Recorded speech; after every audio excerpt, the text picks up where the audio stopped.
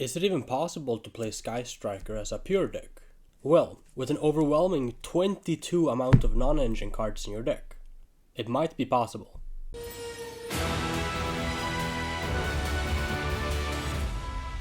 Starting off with the main deck, I have 3 copies of Sky Striker Ace Raye.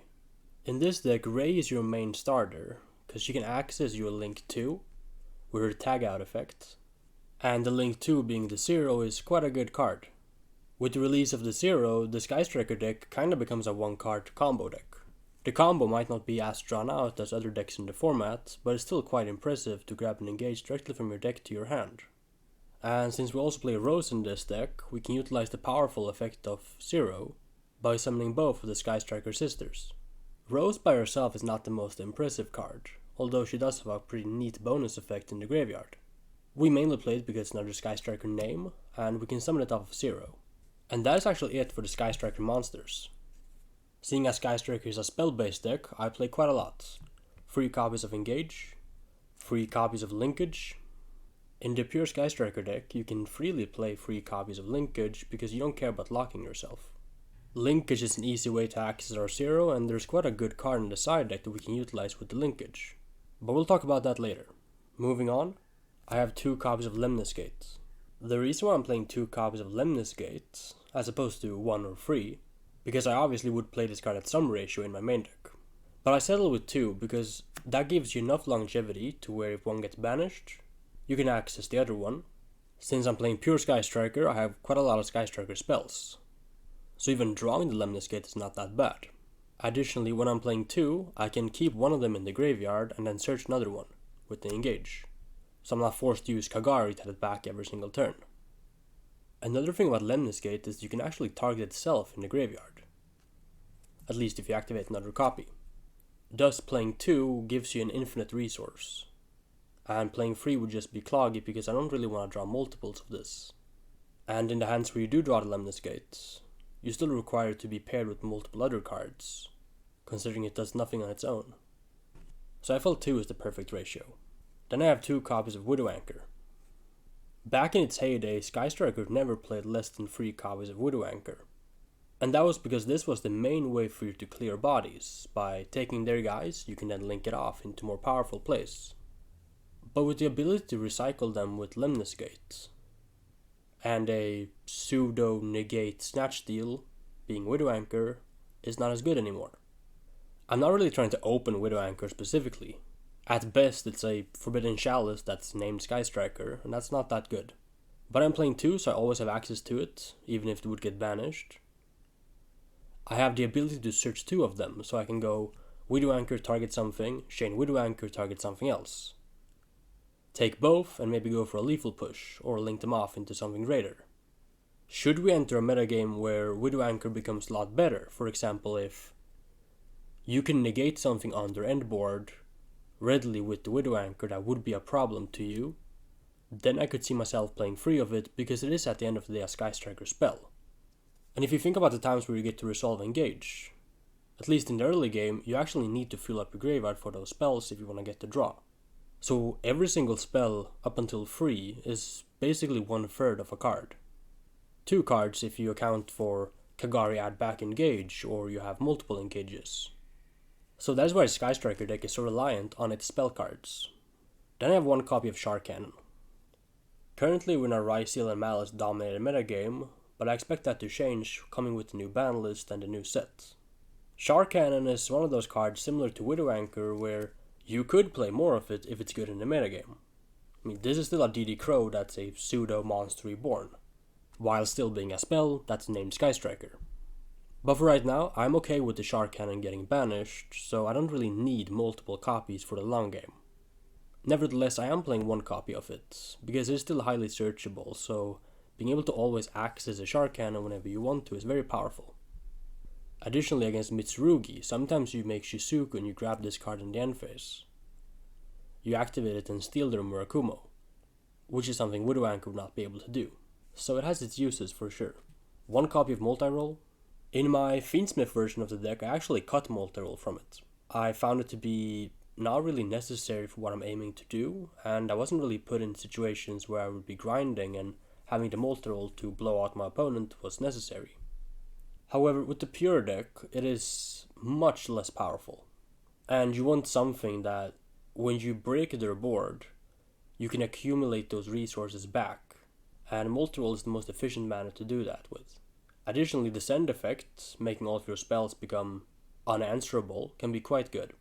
Also, similar to the Shark Cannon play with Shizuku in the end phase, there's some neat interactions where you activate the Widow Anchor you grabbed off of Shizuku, negating your own Shizuku, but just you can steal it with the multi-roll. But I would consider deciding this card out sometimes when I'm going second, depending on the matchup. And one copy of Hornet Drones. I think Hornet is fine. It's still a one card starter that has a unique effect of giving you a token. With the token being named Sky Striker Ace, you can actually turn it into Seek, or a Zero, which can help you combat their board. That is it for the Sky Striker spells. And what I suppose is an honorary Sky Striker spell is Reinforcement of the Army. With Reinforcement of the Army, or Rhoda as it's commonly referred to as, you can freely grab your Raye from your deck to your hand, thus effectively playing 4 copies of Raye, whilst also being a spell card for your spell deck. And for my non-engine, starting with the hand traps, I have 3 copies of Mulcharmy Fuvalos. This is the only Mulcharmy I decided to main deck, because I built this deck for a local metagame.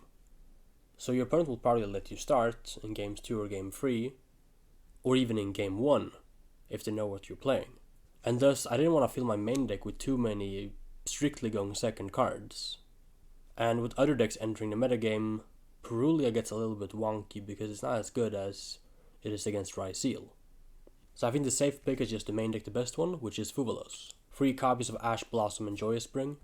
Whilst negating Mulcharmies isn't particularly necessary for this deck, just having a good card into every single matchup is really nice. Expecting your opponent to let you start, if they win the die roll in game 1 and they know what you're playing, I want to play some hand traps, not all in on board breakers. If I was to play this deck at a YCS, not that I wouldn't main deck the Ash Blossoms. I'd probably just play a bunch of spells and hope that none of my opponents will know what deck I'm playing. But for a local or regional sized event, that is not always the case. Then I have 3 copies of Droll and Lockbird. This card might shift out of the metagame, which would be a great benefit to Sky Strikers, because the Droll is quite rough against this deck. But it's also very good against Mitsurugi and Raye, which is the reason why I'm currently main decking it. It also has its uses against something like Lunalight, so it's not the worst in the format. The last hand trap is a trap card, Infinite Impermanence. Again, similar to Ash, Imperm is not the best hand trap, but it's at least something that you can utilize when you go first and also when you go second. That is it for the hand traps. For the board breaker spells, I have 3 copies of Triple Tactics Thrust. This should not need no explanation. Thrust is incredibly good in the Sky Striker deck because you can grab Engage with it, whilst also being a spell card, so the Engage gets to draw a card, probably, when you activate it.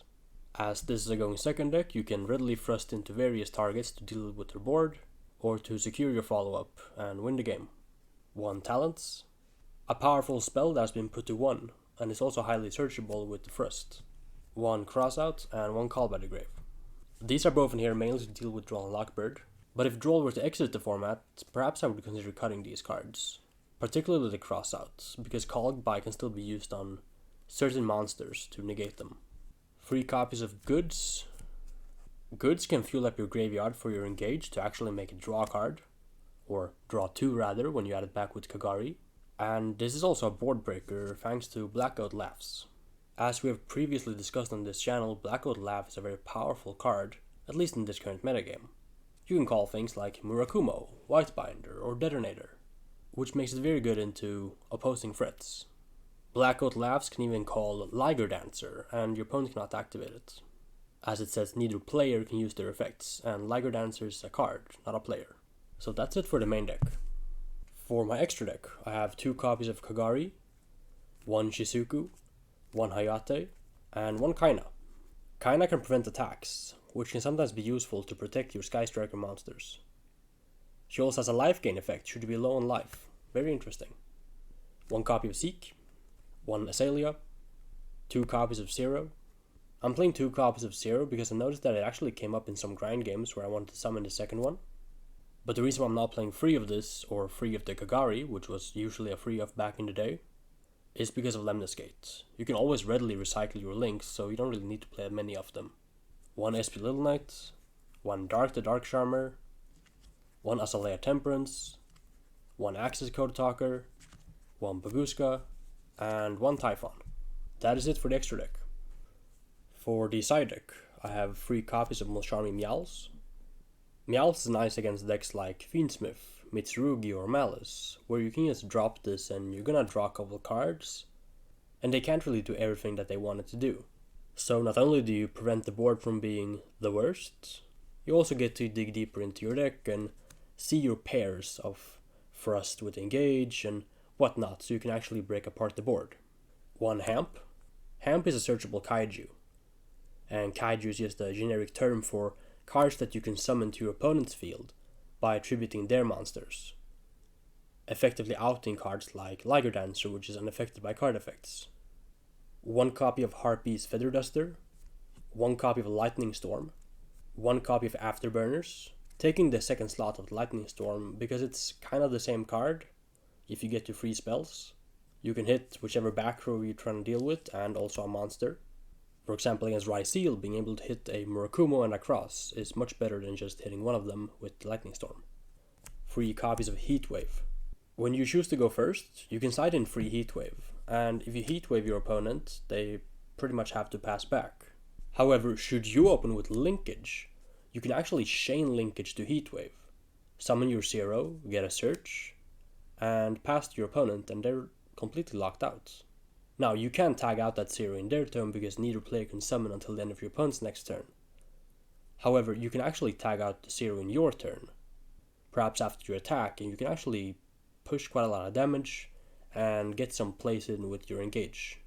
So yeah, Heatwave is just a pretty powerful card, mainly seeing as it's a spell card. 1 copy of Mischief of the Gnomes, and 1 copy of Dimensional Barrier. These are my first targets. I'm not playing Sanctum because I'm not playing Lancia. And I also have 3 copies of Dominus Impulse. Whilst Impulse shuts off 0 from using its effect, it's a pretty powerful card when you go second into some decks that play on your turn.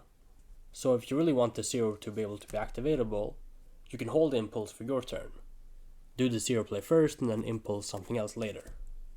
And if you go first, you can just set this card, of course. So it's pretty good when you don't know if they're gonna start or let you start. And that is it for the deck profile. I'll have a combo video coming soon, so stay tuned for that. If you enjoy my content, make sure to also subscribe to my second channel, linked in the description box down below. There I'll be posting more personalized and exclusive content.